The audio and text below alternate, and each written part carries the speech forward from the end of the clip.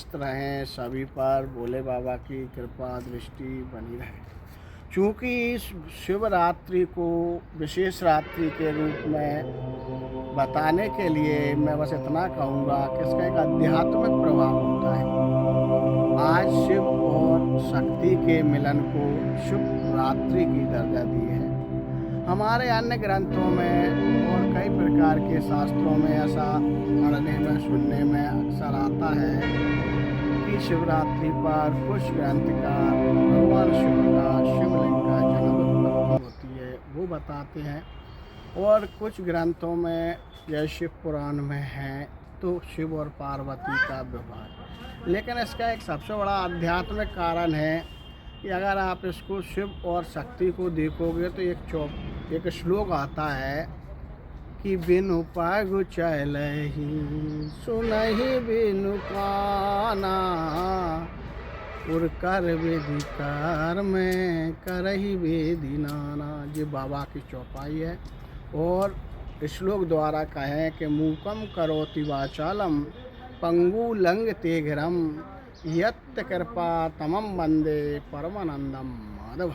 अर्थात जब परम पिता परमात्मा की कृपा होती है तो अर्थ आपको सबको याद है, समय परिस्थिति को देखते हुए गूंगे बोलने लगते हैं और लंगड़े पैर पहाड़ चढ़ने लगते हैं, ऐसा वर्णन है। तो मैं आपको वो बताता हूँ वो सिचुएशन कब बनती है। आज शिवरात्रि है तो मेरे सभी अपनों से विशेष निवेदन है कि आज की रात्रि में जागरण करना। हमारे ऋषि मुनियों ने पहले ही कहा कि आप जगो, आप जगिए। और दूसरी बात जगिए क्योंकि शिव हमारे आध्यात्मिक प्रभाव सुने, शिव हमारे यहाँ पर निवास करते हैं आज्ञा चक्र पर, और शक्ति हमारी मूलाधार चक्र पर निवास करती है। आज हमारी बॉडी में से शक्ति निकलती है, ऊर्जा निकलती है, अग्नि निकलती है, ऊष्मा निकलती है।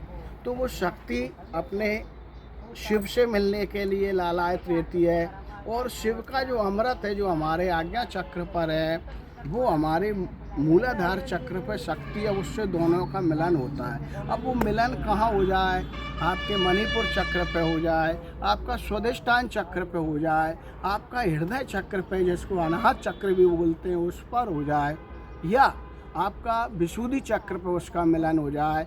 जब भी मिलन हुआ शिव और शक्ति का, वो व्यक्ति उस टाइम अनायासी कैसा हो जाता है कि वो आपने देखा होगा आस पड़ोस में कि जो विद्यावान नहीं है फिर भी उसके पास इतनी लक्ष्मी है कि विद्यावान व्यक्ति उसके सामने हमेशा तत्पर खड़े रहते हैं। ये उसी वरदान की कृपा है, उसी शिवरात्रि की कृपा है जो अनायास उसने शिवरात्रि में जागरण करके वो तपस्या अर्जित करके वो आशीर्वाद प्राप्त कर लिया।